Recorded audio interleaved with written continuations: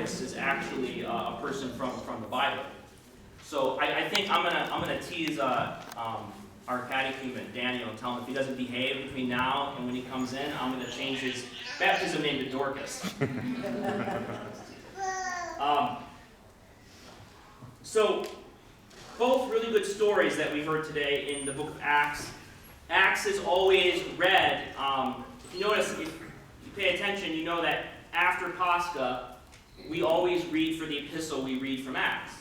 And we always read from the Gospel of John for the Gospel reading. And we finish both these books by the time, we get to the end of the Paschal season. I'm going to focus on the story in the Gospel. It's a strange story. What strikes it strange to you? Maybe it's different than what I thought was really weird.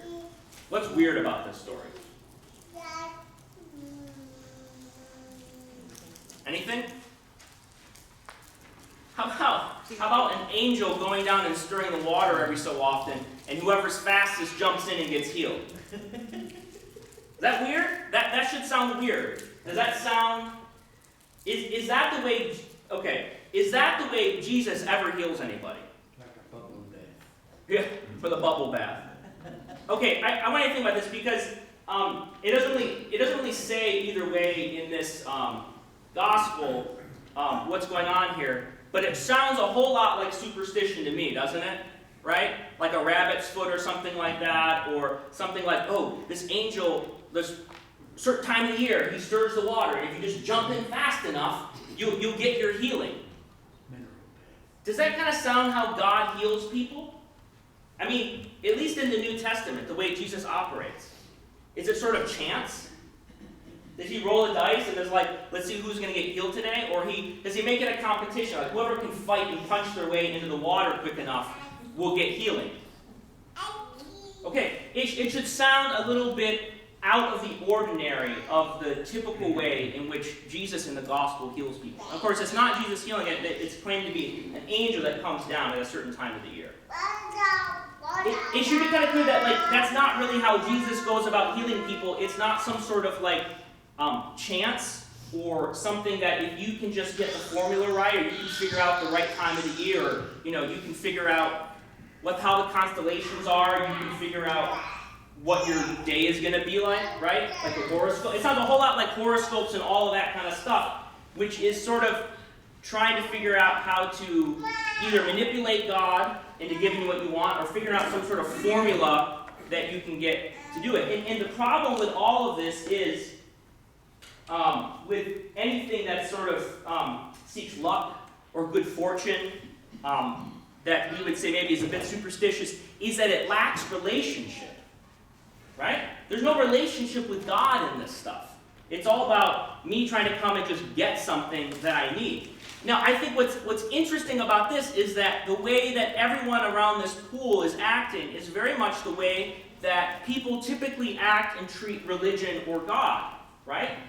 God's in these very silly notions of God, right? Like he's a policeman up in the sky. If we just kind of do things right, then we'll get something good from him. Or he's God. If we just kind of ask him, he'll give us he'll sprinkle down some, good treats for us and some good luck in our lives. And that's just not how God works in the gospel, right? He's not interested in sort of handouts. So let's think about the story where he feeds the multitude of the 5,000 with the bread, right?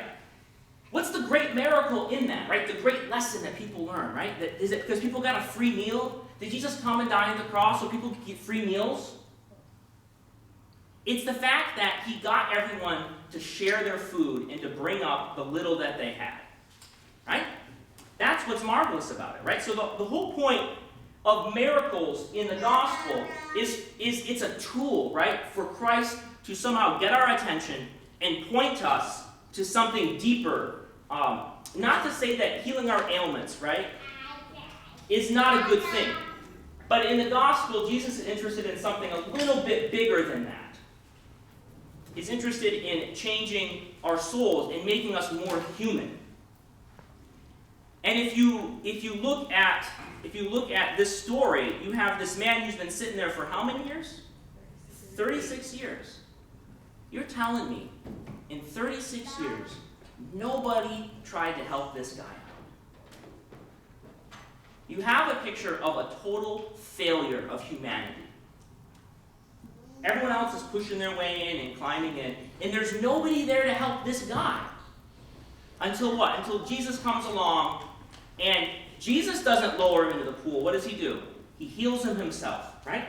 He bypasses this whole distraction that's going on at this pool, where everyone's trying to get some sort of handout from God. And instead, what does this man get? He gets an encounter with God.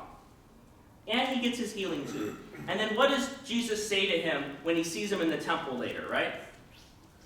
He doesn't realize who the man was who did this for him, which is sort of a great analogy. Sometimes we don't realize it's God doing things for us, in our lives. But he realizes Jesus, and Jesus says what to him? He says something he often says to people he heals. Go and sin no more, right? Oftentimes, he'll heal people. I remember when they lowered the man down through the roof. Remember that one where they ripped the thatched roof on and lower him down? And instead of saying, take up your mat and walk, what does he say? Your sins are forgiven you. Right? And then everyone grumbles, who is this Jesus? How can he forgive sins? And then he says, it'd be just as easy for me to say, take up your mat and walk. And he says it, and the guy gets up, and he gets up from his bed. The point of mentioning sin here is that he's talking about more of a deep sort of inner sickness that we have, right? Like we could be totally healthy, but we're acting more like animals. We're not acting like people, right? We're not caring for other people. We're not sacrificing ourselves. We're not living for something beyond satisfying our own desires and whims and fears, right?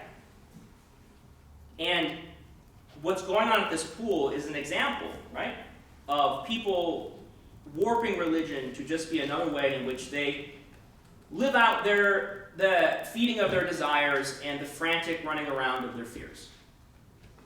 And Jesus comes in and smashes that and shows a different way for this man and offers him healing. And then what happens when the man picks up his bed and walks? No one says, oh my goodness, God healed somebody. Or, oh, good for you, right? Good for you, you're healed. What do they say? You can't carry your mat on the Sabbath. Man, damn religious people, They're the people who say stuff like that, They get so caught up in these rules and make them the ends in themselves, right?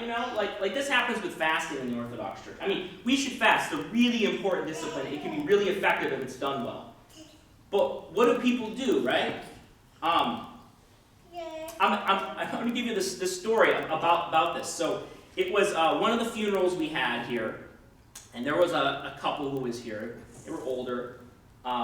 They're from another church in the area somewhere. I've never seen them before. But they were here at one of the funerals. And at the repast afterwards, they came up to me and they go, Father, why was there no, Svati Bože, headband? You know what I'm talking about? The old days when they had the headband on, they buried them, and the Svati Bože, Svati Kreti, and there wasn't that on there. And people don't really do that anymore. It's, and actually, it's like high Russians do it, but like low Russians don't. It's just it's one of the customs out there, Of course, in their mind, it was a universal tradition that I was somehow breaking. And so they proceeded to reprimand me for not doing it, And like, it was really uncomfortable. I was kind of uncomfortable for them because I thought this is really embarrassing the way they're talking to a priest, Like it was, not to mention they don't really know what they're talking about. And so they really got me. And then they get in line for the food, and the food, it was a fasting day, but there's Orthodox and non-Orthodox, so there was meat, and then there was like a vegetarian option. Of course, they get in line and they pile their plate full of meat, right? And so this is a perfect example of somebody who loves to smack the rules down for other people, but when it comes to themselves, and I'm sure they would have had great excuses if I would have confronted them on eating meat on a Friday, right? So that's just an illustration, but it's the same thing that happened in this gospel. It continues to happen today, and it's a trap people fall in. And it's an example of sort of the ways religion sort of gets corrupted, The way people act around the pool, right? The way that the Pharisees react when someone does get healed. The fact that this man, there was no one there to help him out. And so, what's the real miracle? What would be the real miracle on that day? Is if someone else would have lowered that man into the pool instead of themselves. Especially if they were someone who was sick, and they gave that man the healing instead of taking it for themselves. See, that's the miracle that Jesus is looking for. And nobody's doing it. So he steps in and he tries to show by example, right, of what it means to help someone else out in their healing. And if anything, as Christians, this whole story just reminds us of how we need to be. It reminds us of a few things. One, we need other people sometimes to help lower us into the pool, right? We need other people to help us out sometimes in our salvation. We can't do it all on our own. But I think even more importantly, there are people out there around us in our lives that they don't just need, they just don't need to get zapped by God, right? And they're healed. What they need is they need a personal encounter. They need us to help them get involved in their life, to get our hands a little dirty in the mess of someone else's making, and help them out and lower them, figuratively, into the pool to be healed. That's what Christianity is about. It's about this real encounter that we're supposed to have with one another.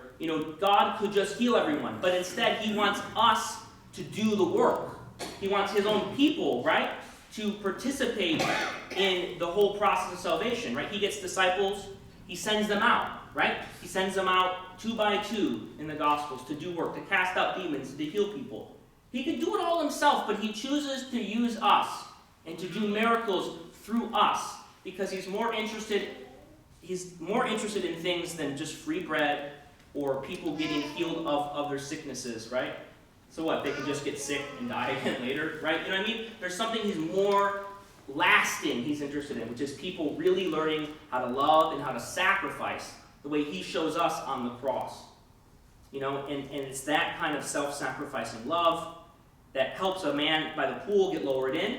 It's that kind of self-sacrificing love that raises people from the dead, like Peter did with Tabitha. It's that kind of self-sacrificing love that rose God from the dead to show us that real life is being willing to sacrifice for somebody else. That's what religion's about. Glory to Jesus Christ.